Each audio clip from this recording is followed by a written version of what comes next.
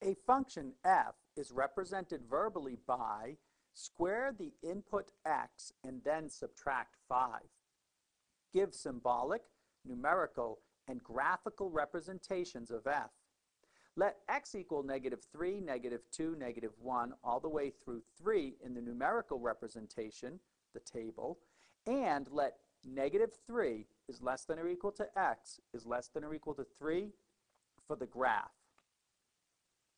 So let's start with reminding that it's square input x and subtract 5.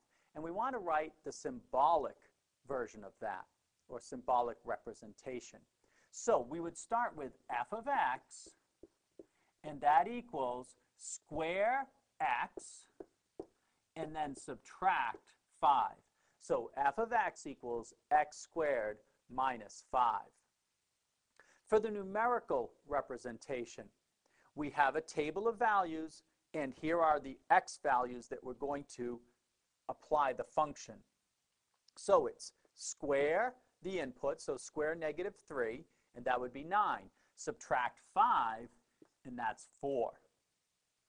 Now we square -2, that's 4.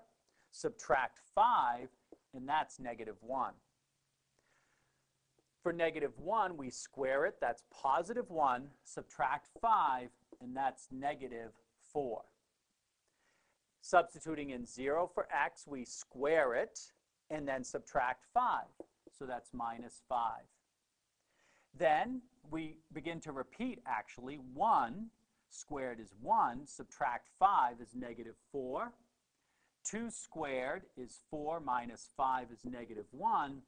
And then 3 squared is 9. Subtract 5 is 4.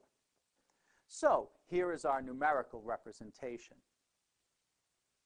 And now for the graphical representation. Remember, we were asked to keep x between -3 and +3. However, we just finished the numerical portion, so I've rewritten the values of the numerical table in vertical form rather than horizontal form. And these are the ordered pairs we'll use to graph this function. -3, 4. So -3, 4.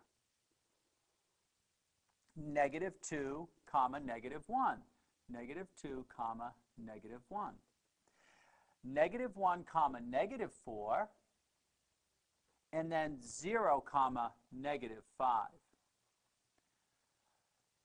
Now we start on the other side, the positive x values. We have 1, -4, so that's going to be here.